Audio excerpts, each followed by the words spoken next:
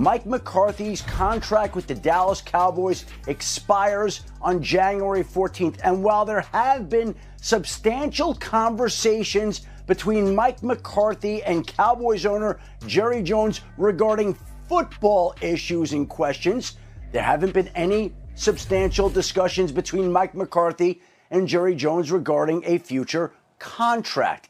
And as long as that's the case, you have to wonder now, what is Jerry Jones waiting for? Clearly, no deal has been done by now. Jerry must have an idea in his mind, another plan as well, about what he would do if and when Tuesday comes and Mike McCarthy is allowed to talk to other teams like the Chicago Bears that already have been requested permission to interview him and denied from the Dallas Cowboys. But the longer this goes on and the less conversation there is about a deal materializing for McCarthy, the more you have to wonder if the two sides are even going to get one done. I think that's in question right now at best, and I think we will get clarity early this week. But again, no business conversations so far.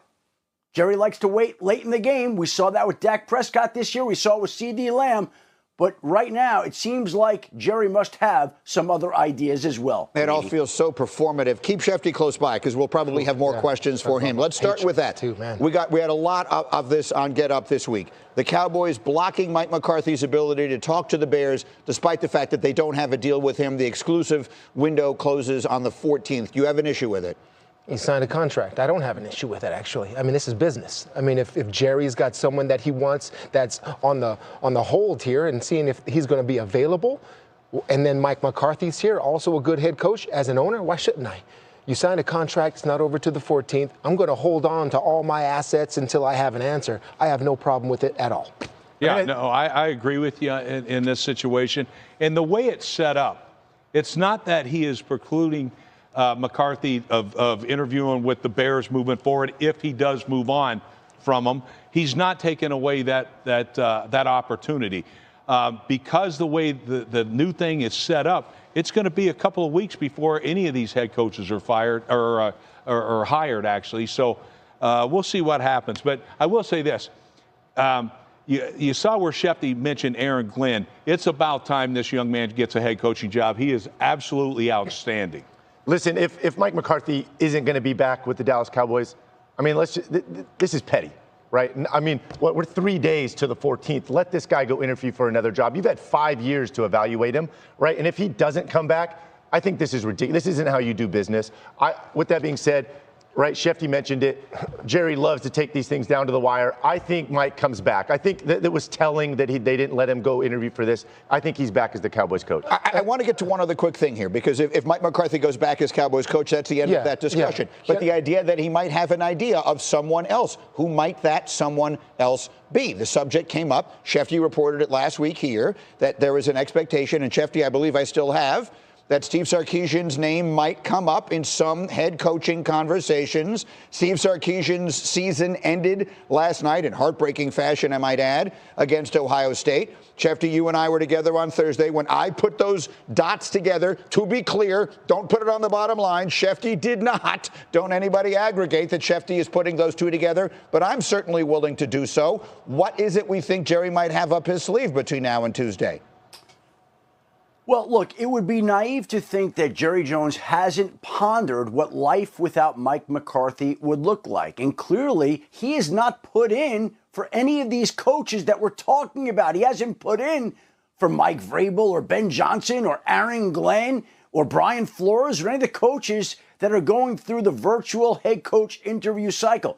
So clearly, Jerry must have some sort of idea. And I don't know who that is right now. We're going to find out if no deal materializes with Mike McCarthy. But clearly there has to be a candidate or two in his mind that he feels reasonably comfortable that he will not have a difficult time in hiring if he decides to not move forward here with Mike McCarthy. What do you think?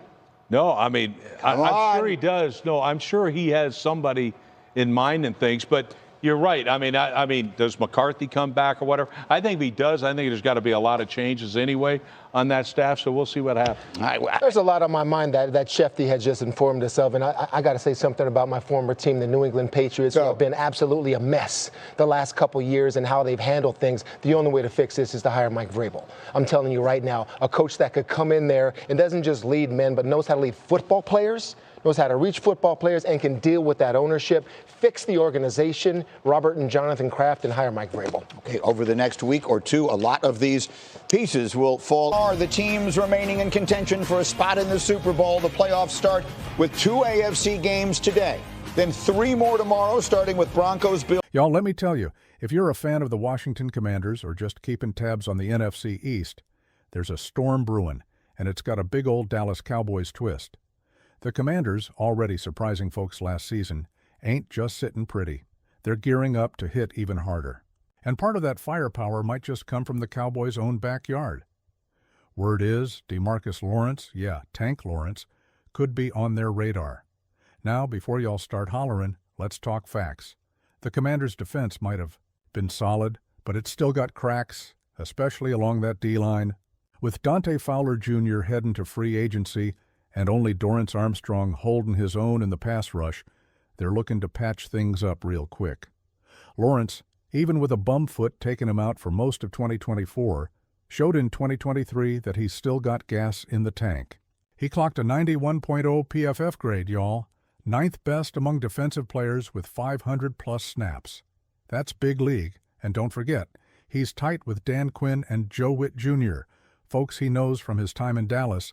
That connection could be the ace up Washington's sleeve if they're serious about bringing him over. Now, I get it. Lawrence ain't no spring chicken, and his injury history might spook some teams.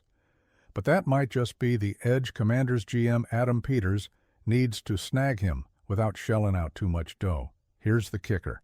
If Lawrence makes that leap and swaps his Dallas blue for Washington's burgundy and gold, he ain't just bolstering their pass rush, he's sending a message. The Cowboys-Commanders rivalry? Oh, it'll hit a whole new level.